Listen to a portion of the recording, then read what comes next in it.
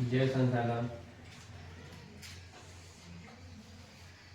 यहाँ से देखो संसाधन के बारे में पढ़ेंगे, फिर वर्गीकरण के बारे में। वर्गीकरण कितने प्रकार होता है जी? उत्पत्ति के आधार पूछेगा तो जैव संसाधन एवं अजैव संसाधन। जैसे उत्पत्ति में होता है जी का जहाँ से उत्पन्न हुआ है उसके हिसाब से।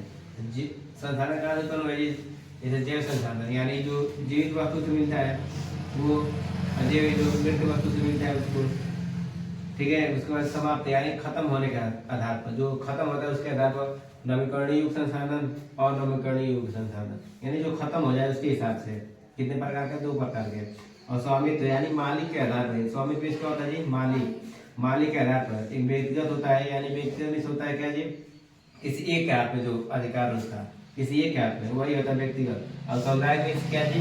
जो सबका यूज करता है, यानी सब मान चलो कोई जगह उसका क्या है, सभी लोग आकर यूज करें उसके आधार पर। और राष्ट्रीय यानी जो पूरा राज्य, यानी पूरा राज्य यानी मान के चलो यूपी हो गया, बिहार हो गया, सब आकर इसका यूज करेंगे, उसको राष्ट्रीय बोलते हैं। अंतर्राष्ट्रीय यानी जो पूरा देश जिसका यूज करे उसका होता है अंतर्राष्ट्रीय। जिसका यूज पूरा देश, समुद्र है उसका यूज पूरा देश कर रहा है ना, उसको अंतर्राष्ट्रीय संसाधन बोलते हैं।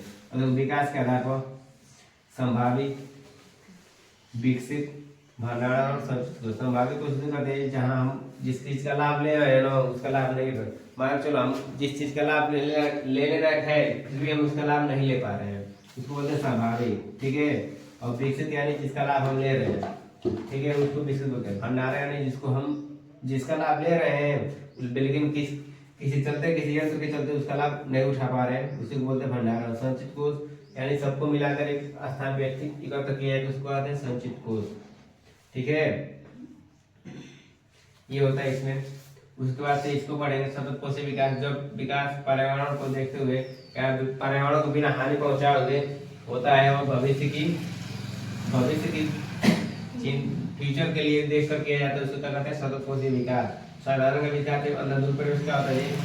कई प्रकार का नुकसान होता है अंधाधुंध प्रयोग से। जैसे मान चलिए इंसान जो है 2 भागों में बढ़ जाता है, गरीबी और अमीरी में। फिर जो संसाधन है किसी एक हाथ में सीमित रह सकता है, सभी के पास नहीं जाता है अंधाधुंध प्रयोग से। संसाधन नियोजन यानी भारत में है जो संसाधन नियोजन बहुत कठिन है। संसाधन नियोजन बहुत कठिन है जी ना। मान चलिए कहीं कोई संसाधन की कमी है, कहीं कुछ संसाधन की कमी है, इसके साथ क्या है, भारत में संसाधन नियोजन बहुत कठिन है। फिर संसाधन संरक्षण, संसाधन को कैसे बचाएंगे हम लोग? सीमित मात्रा में यूज करेंगे उसको तो उसका संरक्षण होगा।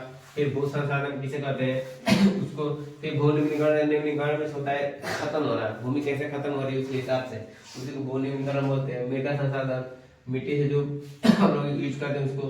फिर मिट्टी का प्रकार है। फिर मृदा अपरदन है। मृदा अपरदन किसे कहते हैं जी? मिट्टी का एक स्थान दूसरे स्थान पर कटा हुआ भाग को मृदा अपरदन कहते हैं। फिर मृदा अपरदन संरक्षण के बारे में लिखेंगे, कैसे इसको बचाएंगे, किस तरह से बचाएंगे इसको, ये इसका जो है माइंड है। उसके बाद इसमें इस चैप्टर में भी सब सिर्फ यही हम लोग को पढ़ना है इस चैप्टर में। यहाँ से स्टार्ट है, यहाँ से लेकर फिर ये हेडिंग है इसकी, यही पढ़ना है यहाँ तक खत्म। उसके बाद से मिट्टी का प्रकार 6 प्रकार का होता है मिट्टी, ये सब पढ़ना है, उसके बाद खत्म। लिख लिए इसको। विनिर्माण के बारे में समझ लिए हम तुम लोग, क्या जी? विनिर्माण किसे कहते हैं? कच्चे माल को अधिक मात्रा में क्या करें, उत्पादित करें, उसी को कहते हैं जी विनिर्माण। फिर विनिर्माण का महत्व या लाभ, तो इससे क्या होता है ये विनिर्माण से? कृषि क्षेत्र में विकास होता है ना जी। और अमीरी जो गरीबी होते हैं वो दूर होता है, बेरोजगार मिलता है ना जी। बेरोजगार जो लोग होते हैं उसको रोजगार मिलता है। विनिर्माण उद्योग अवस्थित करने वाले कारक या उद्योग कारक क्या होता है, इसको कैसे स्थापित करेंगे उसके बारे में लिखना है। पहला क्या है जी? श्रम, उसके बाद से पूंजी, फिर क्या है जी?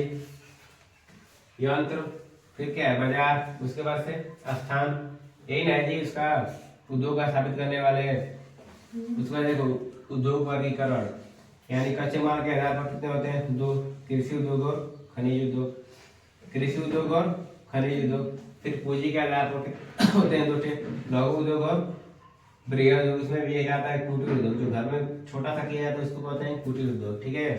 फिर कच्चे माल के आधार पर कच्चे माल के भार और मात्रा के आधार पर उद्योग, कच्चे माल के भार और मात्रा के आधार पर उद्योग, हल्का उद्योग और भारी उद्योग, हल्का उद्योग और भारी उद्योग। ठीक है, उसके बाद क्या है जी, स्वामित्व के आधार पर, किसके आधार पर जी, स्वामित्व के आधार पर, सहकारी उद्योग, निजी उद्योग, सार्वजनिक उद्योग और संयुक्त उद्योग। ये है संयुक्त उद्योग, सार्वजनिक, निजी और सहकारी उद्योग। ठीक है, उसके बाद से आता है ये वस्त्र उद्योग के बारे में पढ़ने के लिए, फिर पटसन उद्योग, फिर चीनी उद्योग, सूती वस्त्र उद्योग। ठीक है, इसमें भी एक और आ जाता है क्या, सीमेंट उद्योग।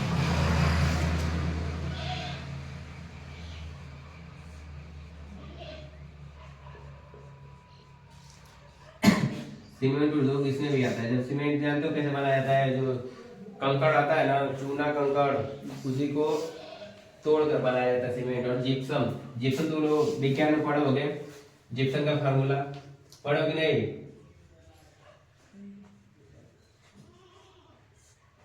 केमिस्ट्री में इसका वो किया गया होगा जिप्सम का, इससे सीमेंट बनता है, इसी से बनता है जिप्सम को मिलाकर। उसमें जो चूना होता है ना, चूना पत्थर को मिक्स बारीक कर कर और सारे उसमें कट मिलाकर क्या कहता है, जिप्सम को मिलाकर सीमेंट बनाया जाता है।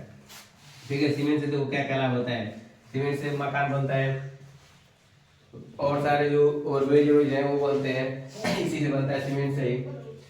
ठीक है, ये उद्योग हो गया इससे।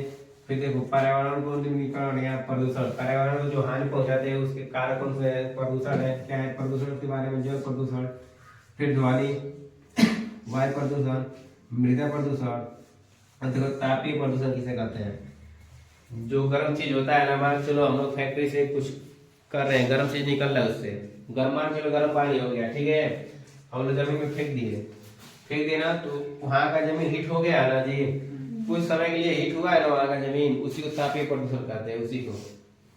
ठीक है, फैक्ट्रियों से जब निकाला जाता है ना, गर्म करके जब फैक्ट्री से जो जल निकलता है नदी को बहा दिया जाता है, तो वो गर्म रहता है। फिर जब नदी में पानी जाता है तो वहाँ भी जो नदी का पानी होता है वो भी गर्म हो जाता है। उससे क्या होता है, जीव जो उसमें रहते हैं वो मर जाते हैं, इसी को बोलते हैं तापीय प्रदूषण। ये इस चैप्टर में क्या है जी, ये विनिर्माण उद्योग चैप्टर में क्या है, ये पूरा है सारांश। इसके बारे में सब लोग पढ़ लिए हो, ये उद्योग के बारे में पूरा, बस यही है इसमें जो चैप्टर है विनिर्माण उद्योग, उसमें ये पूरा, इसको लिख लो।